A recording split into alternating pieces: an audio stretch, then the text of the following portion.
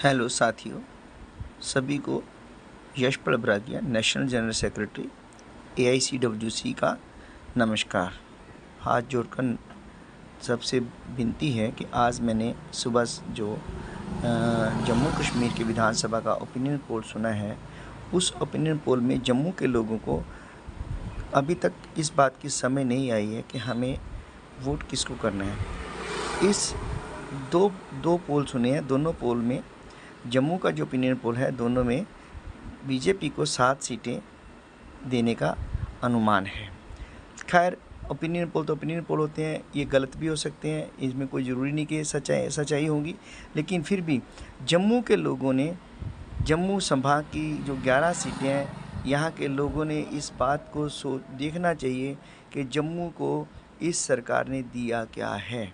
ये जो बीजेपी गठबंधन यहाँ पे बना था, जिन्होंने 5 अगस्त 2019 को कहा था, बड़े बड़े वादे किए थे, यहाँ पे बाढ़ आ जाएगी, नौकरियों की बाढ़ आ जाएगी, यहाँ पे इंडस्ट्री की बाढ़ आ जाएगी, यहाँ पे ये हो जाएगा, वहाँ वो हो जाएगा। सिर्फ तोड़ फोड़ करना इन्होंने सीखा है और तोड़ फोड़ करके ही लोगों को गुमराह किया। और बहुत सारे चंद जो पप्पड़ थे in the hands of this people, जो इनके कठपुतली थे, उन लोगों ने खाम खामे शरीफ और नहायत ही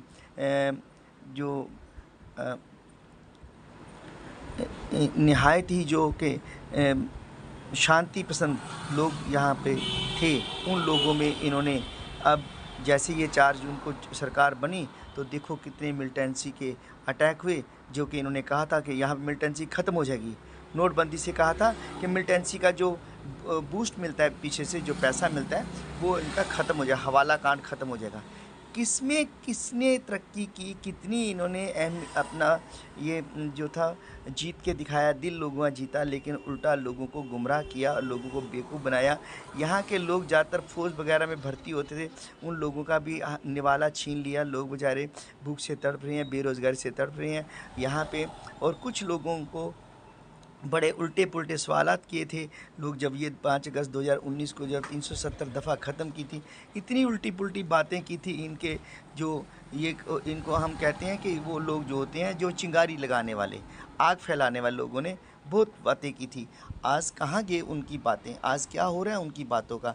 बताएं तो सही। पूरे हिंदुस्तान में एक किस्म की हलचल मची हुई है, कहीं कोई आराम से नहीं बैठ रहा है, किसी न किसी ढंग से कोई मारा जा रहा है। किसानों के साथ क्या किया इन्होंने, विद्यार्थियों के साथ क्या किया। अब ये इन्होंने जो एग्ज़ाम कंडक्ट किए हैं, इससे बड़ी एक बहुत बड़ी बात निकल के आती है कि ये लोग तो एग्ज़ाम कराने के काबिल नहीं हैं। इनको तो ये नहीं पता एग्ज़ाम कैसे कराने हैं। और इनके नेता इतनी ऊंची ऊंची, इतनी लंबी लंबी फेंकते हैं। तो कहते हैं ना, अब जैसे बड़ा घर का बड़ा झूठ बोलता है, तो उनके बच्चे भी ऐसे झूठ बोलते हैं।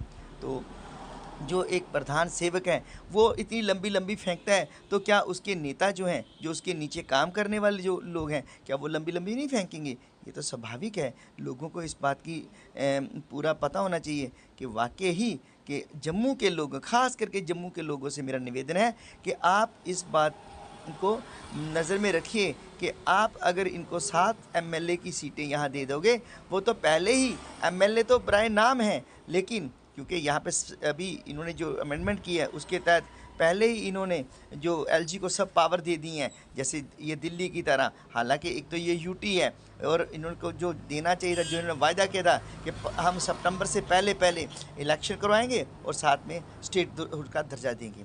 तो ये इनकी कहना और करना अलग है।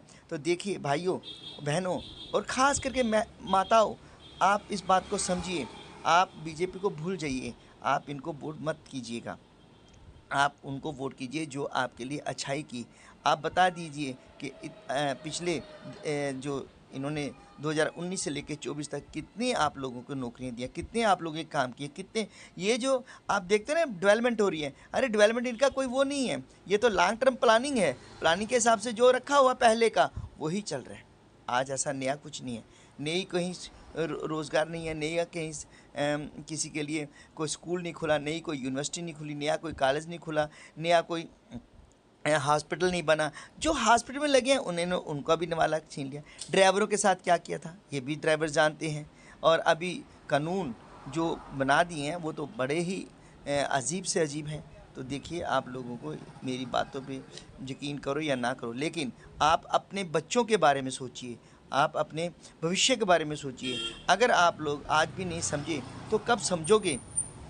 कब समझोगे? जैसे आपकी स्टेट ख़त्म हो कर दी गई, जैसे आपके घर बार के सारे कानून कायदे ख़त्म कर दिए गए, जो आपको पहले हकूक़ थे वो आपसे छीन लिए गए, तो क्या जब अब आपको जैसे ये संविधान ही ख़त्म करके आपका सब कुछ ख़त्म कर देंगे, तब आपको समझ आएगी। ख़ास करके आरसपुरा कॉन्स्टिट्यूंसी के लोग, जहाँ पे 60% से ज़्यादा दलित हैं, उनको अपने भविष्य के बारे में सोचना चाहिए। सुचेतगढ़ के लोगों ने सोचना चाहिए, और कुछ ऐसे भी हैं जो सुचेतगढ़ में वो बने हुए हैं, इनके पप्पड़ बने हुए हैं, तो और वो ऐसे ही खामखा में उल्टी पुल्टी बातें करते हैं। नॉलेज कुछ है नहीं है, ज्ञान कुछ है नहीं है। इन्होंने किया क्या है? ये कांग्रेस की देन थी। बहुत सारे लोग फौज में भर्ती हुए थे, बॉर्डर के लोग भर्ती हुए थे।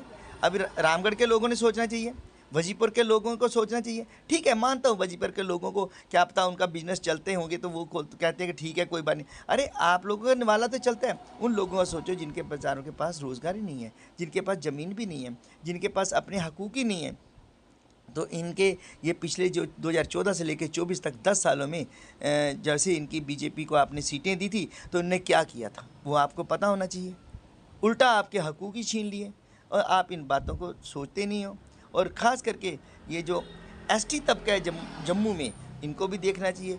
बस समूलचा आपको कोशिश करनी चाहिए कि हमें इनके पक्ष में वोटिंग नहीं करनी है, इसके बदले आप नोटा को वोटिंग कर दो तो कोई बात नहीं है। तो मेरी ओर से मेरे जम्मू के निवासियों को हाथ जोड़कर विनती है, बेशक मैं पॉलिटिक्स नहीं जानता हूँ, लेकिन मैंने जो